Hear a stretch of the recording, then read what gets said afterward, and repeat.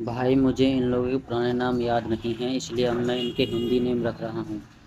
जो जिसको मैं बोलूँ समझ जाना कि ये कौन है। हम आकाश को देखते हैं जो उस ब्लैक मैजिशियन के हंट से वापस आ गया होता है, और फिर आकाश उस ब्लैक मैजिशियन की लाश सन्नी के सामने लाकर फेंक देता है। सन्नी जैसे ही उस ब्लैक मैजिशियन की लाश को देखता है वैसे ही आकाश से पूछता है, क्या ये वही ग्रीम रीपर है जो अपने आप को सबसे ताकतवर बताता था। आकाश सन्नी से कहता है, कितनी अफसोस की बात है ना कि ये तेरा ब्लैक मैजिशियन इतनी अकड़ में था।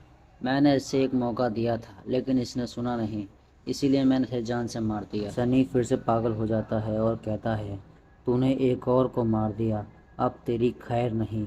मेरी जो तलवार की संत है ना, वो तुझे पक्का ढूंढ कर मारेगी। तलवार संत में इतनी अकल भी नहीं है कि वो इस जगह पर ब्राइट टाउन के कुछ लोगों को भेज रही है, वो भी कुछ गॉब्लिन्स को मारने के लिए, जबकि ये लोग सिर्फ एक चारा हैं और कुछ भी नहीं। आकाश उस लाश को गॉब्लिन्स के पास ले जाकर फेंक देता है और अपने मन में कहता है, मुझे जल्दी जल्दी कुछ भी करके इन गॉब्लिन्स को दुर्लभ गॉब्लिन्स में विकसित करना होगा। मैं इन सारे गॉब्लिन्स को इलाज खिलाकर इन्हें ताकतवर बनाऊंगा ताकि इनके शरीर में इन लाशों का पोषक तत्व जा सके। आकाश टाइनी से कहता है, टाइनी ये शिकार पहले तुम खा लो और जो हिस्सा बच जाए वो बाकियों को दे देना। ये सारे के सारे गॉब्लिन्स उस लाश को खाने के लिए झुक जाते हैं और आकाश का शुक्रिया अदा कर रहे होते हैं। आकाश मन में कहता है, एक दुर्लभ प्रजाति में विकसित होने के लिए जन्मजात प्रतिभा और जीने की इच्छा होनी चाहिए। टाइनी को मैंने इसलिए सबसे पहले इसका शरीर खाने के लिए दिया क्योंकि सबसे ज़्यादा क्षमता इसी में है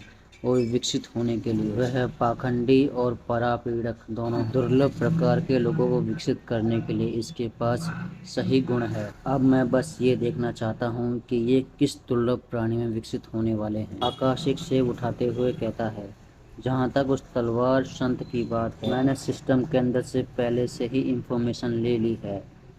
तलवार संत सिर्फ 3 नायकों की जांच को ही देख सकते हैं। सिल्वर ब्लेड वाले तो पहले से ही मेरे हाथों में आ चुके। एक बार जब इस ब्लैक मैजिशियन की मौत की खबर फैल जाएगी तो वो तलवार संत पक्का टूट जाएगी। निश्चित रूप से इस स्थिति को बदलने के लिए कोई ठोस कदम जरूर उठाएगी। भविष्य की जांच करने के लिए सिमुलेशन सिस्टम का इस्तेमाल करना अब सबसे अच्छा समय है। तलवार संत, तुम कितनी लालची हो। ऐसा लगता है कि इस खेल का विनर आखिर में मैं ही होने वाला। आकाश अपनी गोब्लिन आर्मी को बुलाता है और सबसे चिल्लाकर कहता है, जितना हो सके जाकर सारे गोब्लिन्स को इकट्ठा करो। कल हमें कुछ बहुत बड़ा काम करना है जिसके लिए मुझे सभी की जरूरत पड़ने वाली है। इस बार उन लोगों को खत्म करने की बारी मेरी है। ह्यूमन विलेज को देखते हैं। हम एक गार्ड को देखते हैं जो रोहिणी के सामने उस ग्रीम रीपर की लाश को लेकर आया होता है और कहता है कि हमें हमारे राज्य के बाहर गेट पर मिला था। हम एक जादूगरनी को देखते हैं जो बीच में ही कहती है, बस एक दिन में ही इसकी ऐसी हालत कर दी। ये दूसरा गार्ड कहता है, उन हरामखोरों नीच जानवरों की ऐसी कैसे हिम्मत हो गई कि वो इसको मार सकते हैं। रोहिणी कहती है, जब भी हम उन गॉब्लिन्स को मारने जाते हैं और तो और वो बच भी जाते हैं और हम पर हमला भी करते हैं, और तो और ये ड्रैगन्स भी हमला कर रहे हैं। ऐसा कोई सहयोग तो हो नहीं सकता। ये उन हरामखोर ड्रैगन और गॉब्लिन्स के बीच का कोई प्लान होगा। ब्राइट टाउन के लोगों को लाभ के रूप में इस्तेमाल करते हुए वो लोग हमें यहाँ फंसाना चाहते हैं। हम अब और यहाँ शांत नहीं बैठ सकते।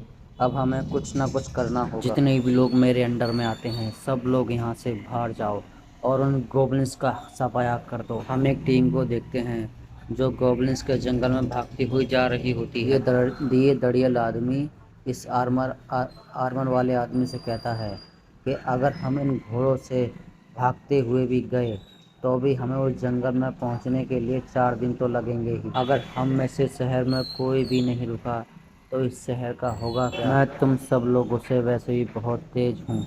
एक काम करो, तुम लोग राजधानी के लिए यहीं रुक जाओ क्योंकि तुम उसकी सुरक्षा कर सकते हो और मैं चला जाता हूँ ताकि मैं उन सब गॉब्लिन्स को मार सकूं। जादूगरनी बीच में टपक टपक पड़ती है और कहती है, तुम समझ नहीं रहे हो, ये हमारी संत की योजना है। यदि हम किसी गॉब्लिन का सामना करते हैं तो कम से कम कोई बंदा बचकर भाग कर हमारे संत को रिपोर्ट तो कर सकता है और अपने साथ और ज़्यादा लोगों को लेकर आ सकता है मदद के लिए। जब तक संत उस शहर में हैं तब तक ड्रैगन या गॉब्लिन्स हमला नहीं कर सकते हैं। मुद्दा ये है कि यहाँ तक कि गॉब्लिन्स और ड्रैगन नाइट की पावर से तो बहुत ही ऊपर हैं। हमारे संत इस शहर को छोड़ने का जोखिम नहीं उठाना चाहती, क्योंकि उन्हें ये डर लग रहा है कि अगर वो इस शहर को छोड़ देती हैं तो इन दोनों गुटों में से एक गुट इस ब्राइट टाउन पर हमला कर सकता है। आर्मर वाला आदमी कहता है, तुमने बिल्कुल ठीक कहा। हमारी संत की ही योजना है कि वो शुद्धिकरण निकलकर बैटल रोवर स्क्वाड और ब्राइट टाउन की रक्षा करेंगी। ये बटला कहता है, तो अच्छा, इसी वजह से सभी लोग एक जगह पर पहुंच गए होते हैं, लेकिन उस जगह का पुल टूटा हुआ होता है। इस वजह से ये तीनों के तीनों रुक गए होते हैं। करनी फटाक से पुल पड़ती है। इस पुल को जानबूझकर तोड़ा गया है। हम एक काम करते हैं, यहाँ से दूसरा रास्ता पकड़ लेते हैं। ये आर्मर वाला आदमी कहता है, नहीं, हम रास्ता नहीं बदल सकते। क्या पता अगर हम रास्ता बदलें और वो सब के सब गॉब्लिन्स बीच रास्ते में घात लगाकर बैठे हों, क्योंकि जैसे ही हम वहाँ पहुँचे हैं वो हमको मार सकें। ये हमारे लिए बहुत अच्छी बात है, क्योंकि पुल टूट गया है तो वो सारे गॉब्लिन्स इस तरफ नहीं आ सकते। तुम सब लोग एक काम करो, जाकर कुछ पेड़ काटो और उसी पेड़ से पुल बनाओ दोबारा।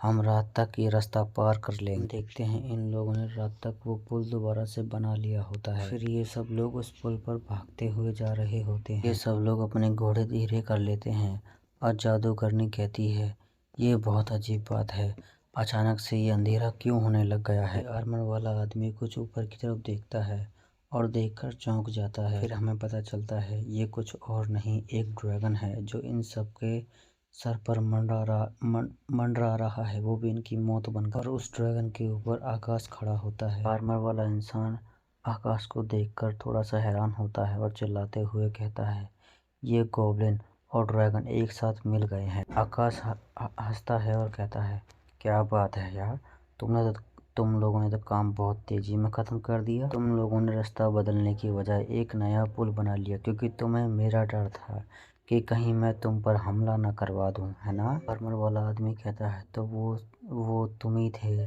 जिसने इस पुल की रस्सियाँ काटी थी। मैं तुझे अपने इन हाथों से ही मार डालूंगा। लेकिन आकाश उस आर्मर वाले आदमी को ज़्यादा बड़बड़ करने ही नहीं देता है, सीधा उस पर एक फायर हमला करता है। लोगों ने उस आग के हमले से बचने के चक्कर में अपनी स्पीड बढ़ा दी होती है, वही पुल पर, वो भी जलते हुए पर। ये लोग पुल की दूसरी पार सही सलामत पहुंच तो जाते हैं। आर्मर वाला आदमी चिल्लाकर कहता है, गॉब्लिन, मैं तुझे अपने इन हाथों से ही पकड़ूंगा और तुझे इतना टॉर्चर दूंगा कि तू मौत की भीख मांगेगा, लेकिन तुझे मौत भी नहीं नसीब होगी।